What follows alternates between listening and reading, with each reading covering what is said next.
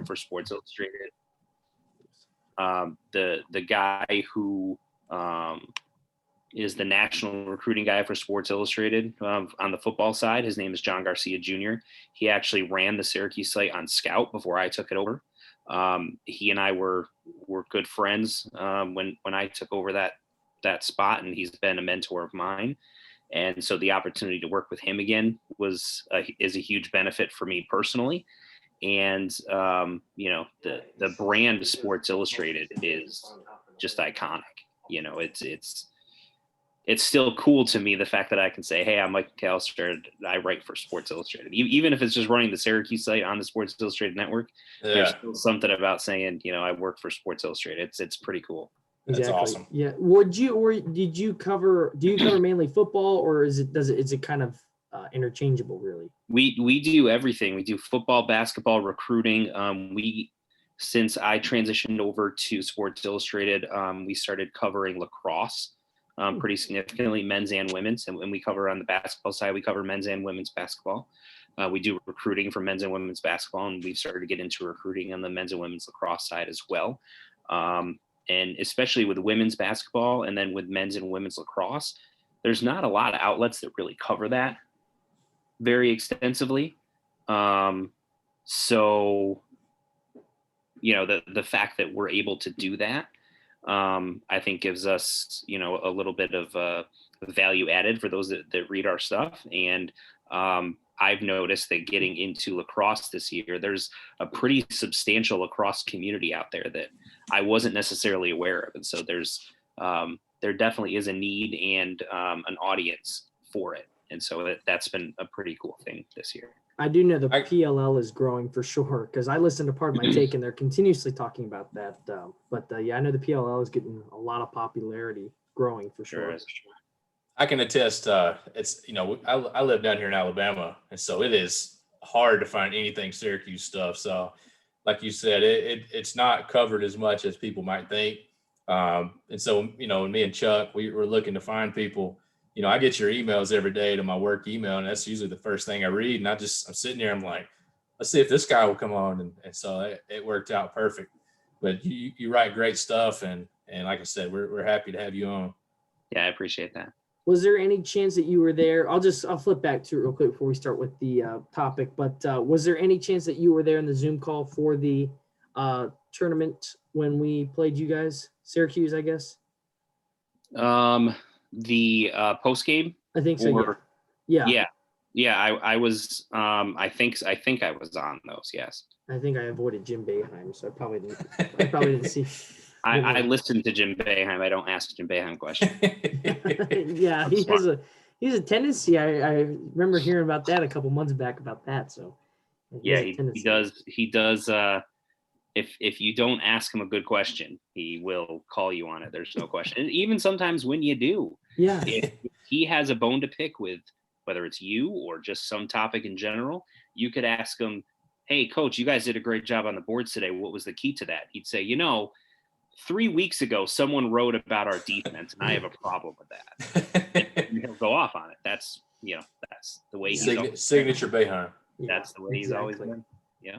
I think it's a little harsh, but I get it. So we'll move into now. Again, though, welcome very much. Thank you so much for being here. And so we are starting with our topic. It is, of course, what the news today is, significance of July 1st now, which will forever be remembered for college athletics. It is the name, image, and likeness, and how now players can be endorsed for such things. And so just to start off, I know Coach and I both have our general feelings on the topic. I've been reading about it throughout the week, and ever since the Supreme Court came down with their decision in the Alston case, it has been kind of gearing up to today. And so just to start off, what are your general thoughts, kind of pros and cons, because there are good things out of this, there are bad things out of this, and just who do you see benefiting, but just overall general feelings towards this whole change? I've always thought it seemed odd to me that you could have a accounting major, we'll say, that happens to have a huge social media following, and he could be an influencer and push product on his social media pages and make money off of it. If you're a basketball player lacrosse player, baseball player, wrestler, whatever, at a college, and you have the same social media following, you can't. That always seemed odd to me. Now, so I think it's good that student athletes have the opportunity to do stuff like that. Like I was reading about, there's a pair of twins that play basketball for the women's program at Fresno State, I believe it is. And they have a TikTok account together that has 3.3 million followers. And so midnight hits and they immediately sign a deal with Boost Mobile and some nutrition company and whatever, right? So that they're going to make big money off of endorsements on their TikTok page. And, those types of things I think are cool and I think are beneficial. Now, where you could run into issues, and I know that it's supposedly in the rules that you're not allowed to do some of this stuff, but it's paying recruits to come to your school through some of this stuff, whether it's wink, wink, nudge, nudge promises. Those are the types of things that I worry about. And I think that's an example of where the NCAA had a failure in all of this, which is they basically just kind of sat back and said, yeah, we know this is coming. Everyone's pushing this, but we're just going to sit here and pretend like it's never going to happen. And then when it does, and they lose Supreme Court cases, and it's basically like, all right, it's here. They basically say, we're going to leave it up to everyone else. And so it's, again, the NCAA that's supposed to be running all of this is, again, saying, we take no responsibility for how all of this is going to work. So now you essentially have the wild, wild west out there. And again, I don't think it's a bad thing that athletes are able to profit off of their name, image, and likeness. I just think that there need to be some parameters, not only to protect schools, but also to protect the players themselves from being taken advantage of in certain situations. And just to make sure, everything's on the up and up and it doesn't further the gap between the haves and the have-nots in college athletics. But it's a good thing, I think, for the most part, but I think also is another example of the NCAA's failure at leadership and how they've handled this whole thing. I do have to give the NCAA credit, which I think they're far from doing the best thing that they could have. But you went into Wednesday with, you only had a handful of states that were allowing students to be endorsed. And they do come out with these rules. They're very, very open-ended. And it's just, when you read, there's one rule, and I'll have to look it up while we're talking, but it's the rule. They don't directly tell universities they can't be involved, but they kind of leave it up to universities, say, well, you can't advise. And honestly, if I'm a student, if I'm a university, your goal should be you want to advise them and just say, hey, look, this is what you can do. You obviously can't endorse certain products like alcohol and gambling and things like that, but you want to be able to advise your student athlete. And that's the type of thing that I could see as, well, West Virginia, they really know how to have their players make money. They know how to advise them. Unlike Cal Berkeley can't handle it. They're not very good. And that could be a tactic that West Virginia could use, and other schools like them that do well with the advising, to bring people in to where they're not technically paying them, but in a way they're paying them because, well, they help make the best deals for their student athletes. Yeah, I don't have an issue with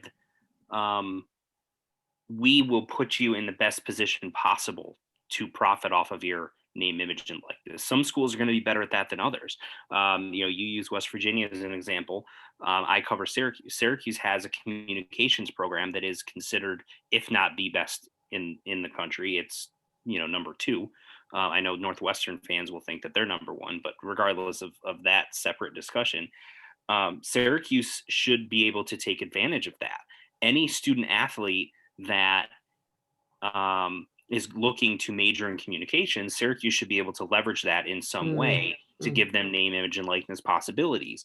Syracuse also has a huge alumni base in New York City. You should be able to partner with some companies in New York City to give opportunities there, because we know that is one of the biggest markets in the country and in the world. So there are opportunities for schools, I think, to partner with certain things to get themselves in the best position to make that pitch when you're recruiting.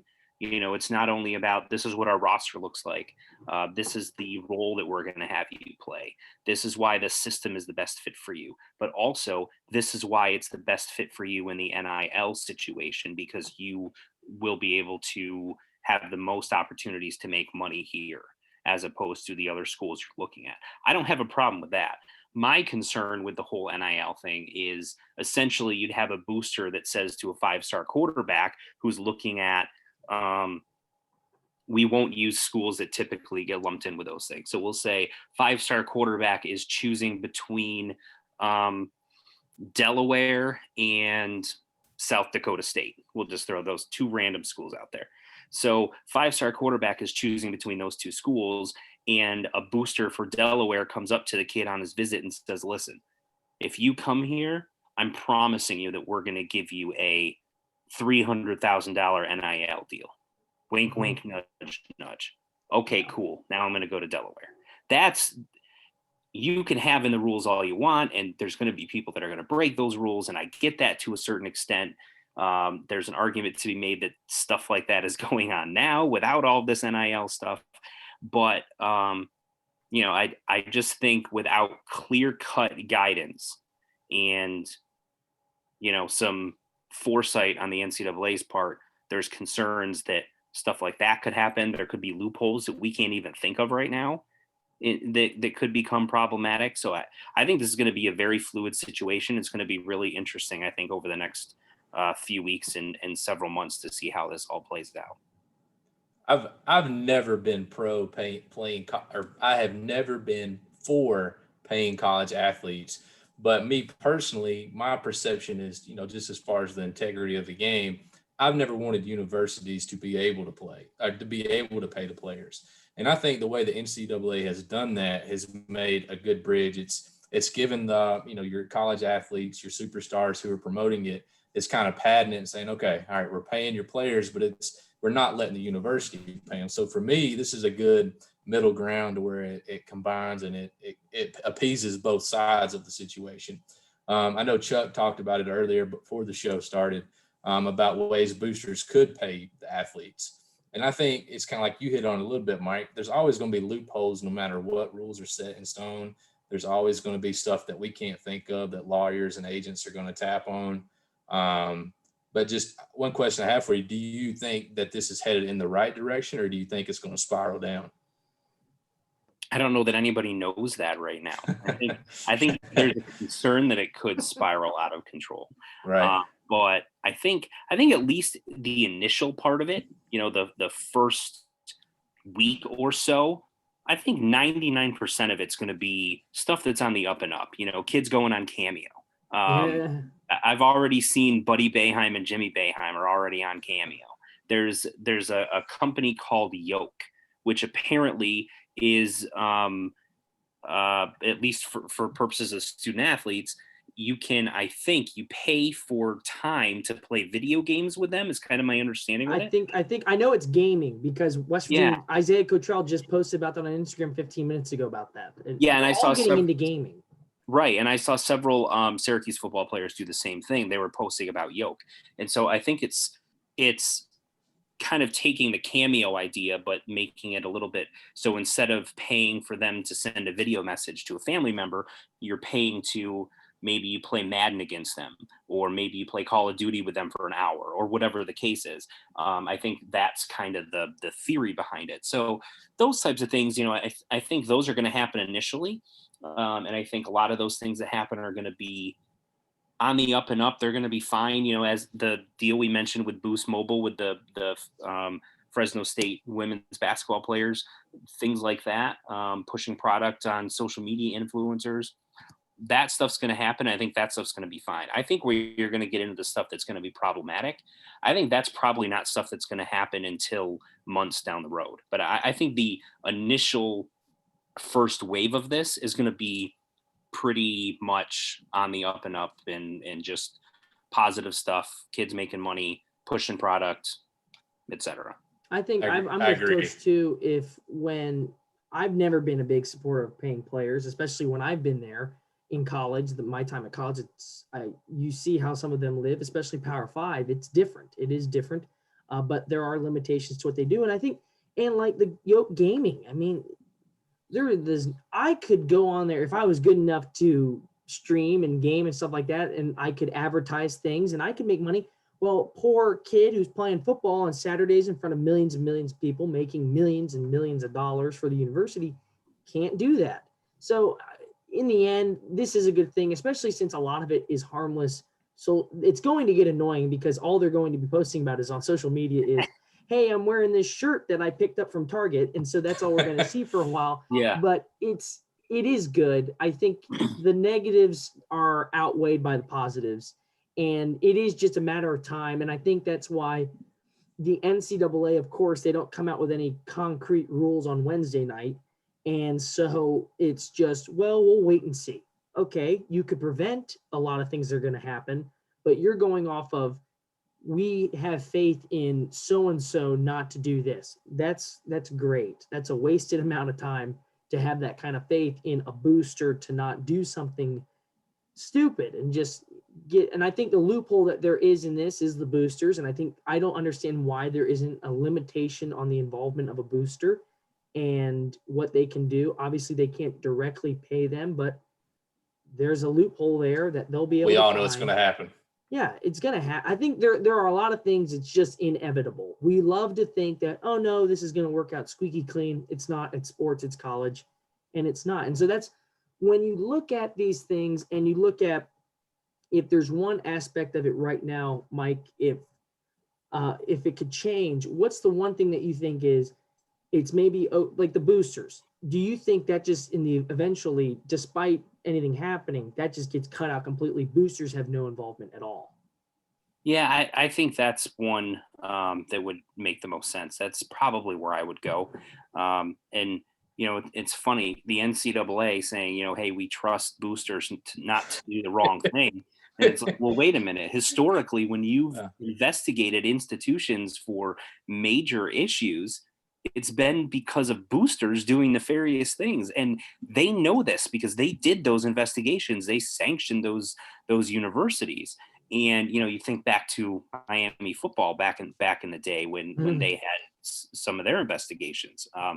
You think about Syracuse basketball has had issues with the NCAA. So it's kind of funny to me how they'll say that in one breath when they know in the back of their minds that it's not even close to true.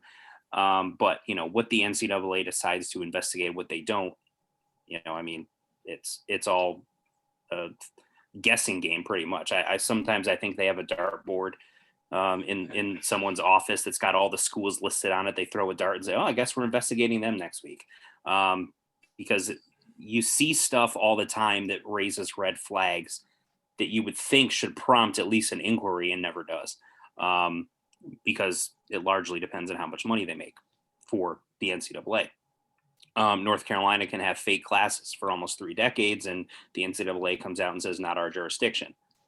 Then at the same time, you have a academic advisor that edits a citation on a paper that is their jurisdiction. So, who knows? But, the NCAA isn't going to do anything that makes sense. I don't have confidence that they're going to. But if I was running things and I was going to put a rule in place, yeah, the boosters would be where I'd start. I don't know that I would, at least initially, make it so that they didn't have any involvement, but I would put some sort of cap on it in terms of either a dollar amount or how many student athletes they can quote unquote endorse or whatever the case is. I think there needs to be some set of parameters around boosters' involvement in the NIL stuff. I feel like the only reason it's let alone is because they know it's going to happen. They know the boosters are going to get involved somehow, some way.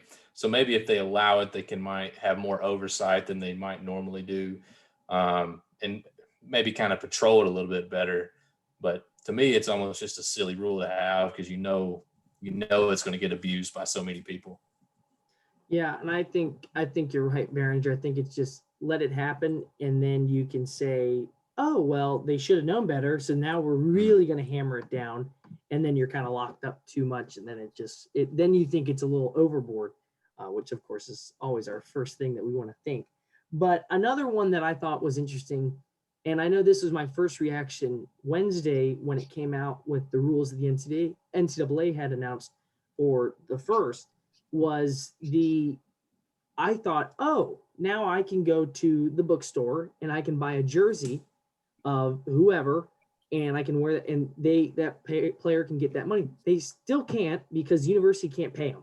So the university can't put that jersey out anymore. So this is a nice step. This is like the Supreme Court case a couple weeks ago, but this is, again, a nice step towards not the death of amateurism, because now they're getting paid, but it is a nice step towards just, in general, college athletics getting representation for their players. So now you look at, when do we start thinking about, okay, when do we really focus on, can universities pay their players directly, which in turn turns it just into another professional league almost. Yeah, that's a whole new can of worms, I think, because you get into, and I know it's been discussed, and it's not a payment per se, but there is, a per diem and an allowance that athletes get from the universities to pay for, ancillary expenses and such, but they do get some form of payment, even if it's not a, salary per se, currently. But to go beyond that and to start, the problem is, how do you tell, are you going to do a salary structure similar to professional leagues where the better players get paid more? And how do you then tell the soccer team, you're not getting anything, but that football player is getting $100,000 a year? It sets up, because all of these different sport programs are within the same university, it complicates it much more than a sports league like the NBA or the NFL, because they only have to worry about, their individual team. If you're looking at, I'm a Philadelphia Eagles fan. If you're looking at the Philadelphia Eagles, right, they only have to worry about the salary cap and who they're paying on their team for their individual team. They don't have to worry about how much the Minnesota Vikings are paying their backup safety. They don't care. They're worried about how much they're paying their guys. They also don't have to worry about how much the Philadelphia 76ers are paying their basketball players, how much the Philadelphia Phillies are paying their baseball players, how much the professional sports league or professional soccer league team in Philadelphia is paying their players. Whereas with a university, all of that has to factor in, and you're going to have sports like volleyball, rowing, golf, tennis, etc., where they aren't making the kind of money that football, basketball, even some other sports like lacrosse and some other schools where baseball is pretty popular. They make decent money for the university. That's not going to be the case for some of those other programs. And so I think you set yourself up to be in a really bad spot where certain programs are going to be jealous of other programs. And even within a football program, how much you paying the starting quarterback versus the punter. It's such a huge can of worms, in my opinion, that I think they need to really figure out this NIL stuff and see how it goes there for a while before they start trying to venture into direct payments to players. I think that would wreck the league. Yeah. There's just so many things that could go wrong and just completely mess that up. It's like we said earlier, once you start paying players, you can't just cut it off. If they ever did open up that worm, you can't just, all right, we're going to quit paying these people 3 months into it. I think Chuck hit on that earlier. Same way with this NIL, you can't just stop it once you start it. And now so it's done. Right. And so that's to me, I hope it never comes to that point. I hope this NIL thing works out and for the betterment, and I hope it pans out real well. I think the last thing I want to touch on is just, I hope a lot of these players on the football team and the basketball team realize that I'm not going to be making thousands and thousands of dollars off of this just because it's here now. And I hope, my worry is that it could cause rifts in the locker room because this player is making this amount of money, but we're on the same team. And I know you'd like them to think about it being professionals, but they're not. And so they might see it as just a difference. But my bad, so-and-so has 14,000 social Instagram followers and I only have 4,000. So-and-so is going to be able to charge $100 per post and I can only charge 50. And so then my issue is, could it cause rifts just because everyone thinks now, oh, I should be able to make thousands and thousands off of this, but they can't? Yeah, it can add frustration for sure. And an example that we discussed earlier, I know I brought it up a couple of times, but the two girls for the Fresno State basketball team, I look at them and the fact that they've got 3.3 million TikTok followers, and they sign contracts with major companies. They're going to be making, decent money off of that with the following they have on social media. Now they're going to be going into a locker room where, no offense to Fresno State women's basketball program, it is not a program that gets national recognition. It is not a program that's on television. They don't get exposure. And so you're now going to have two guards in that locker room that are going to be making, potentially thousands of dollars per month. And if not, at least hundreds of dollars per month. And you could have basically everyone else in that locker room making almost nothing from this. So does that cause a rift there? I think it's a valid concern. You already have, jealousy issues you hear sometimes with locker rooms where certain players are more popular than other players, and within the fan base get more national attention, etc. It doesn't happen a ton, but it does happen. Now I think you have the potential for that to grow to some extent, where, if before you didn't care that the fact that the quarterback got more attention and you're an offensive lineman, you're just willing to go through the motions and whatever it takes for the team to win, you're happy. But now, if because of that quarterback's popularity, he's making $800 a month, you're making $40 a month, and you're like, well, the only reason he's successful because I'm blocking for him, and you're still not getting that attention, there's the potential that could be an issue. That's a good point. That's a very good point. I don't know how much that's going to happen. I think but that's definitely something to keep an eye on, especially with the sports like basketball and football that are a little bit more mainstream.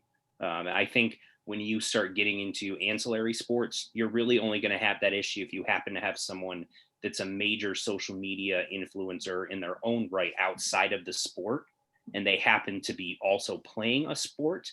There could become a rift within that locker room potentially, as I mentioned with the two girls from Fresno State. But I think largely a lot of that stuff will work itself out and be okay. But it's definitely something I think that is a valid concern, and it's going to be an extra challenge for coaching staffs to try to manage that situation so that their locker room on game days and in practice and within their program is cohesive and maintains that culture of togetherness.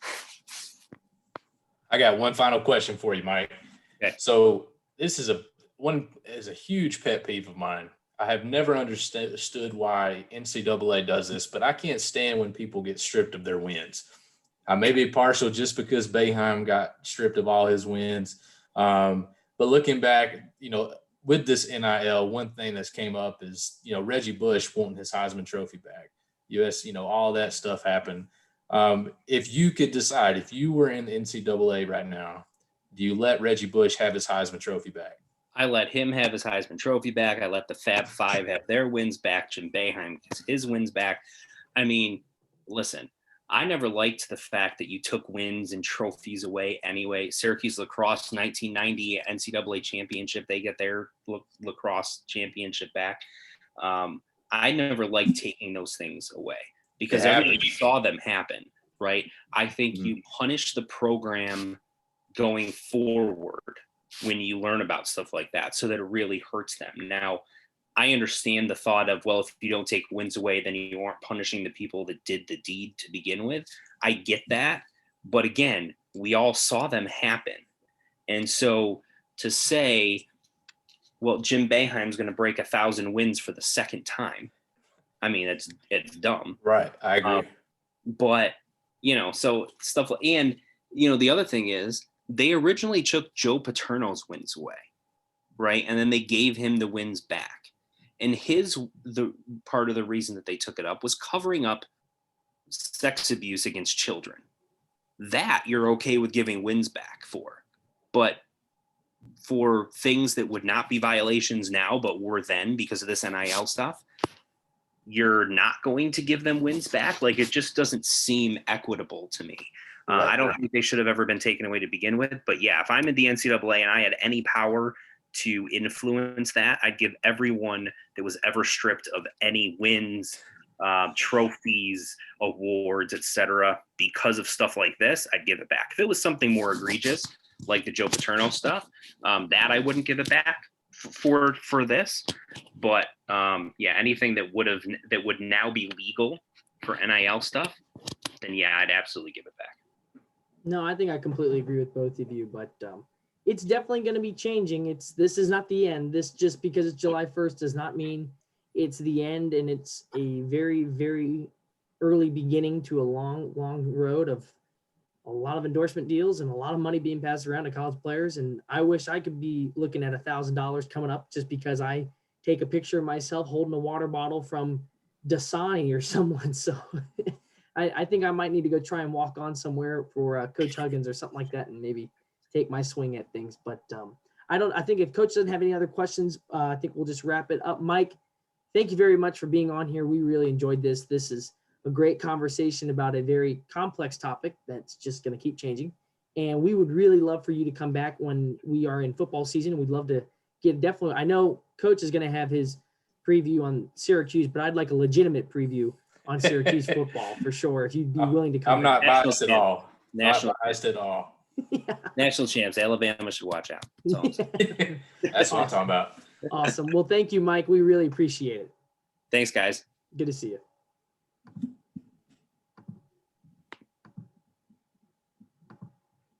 Okay, I think he's gone.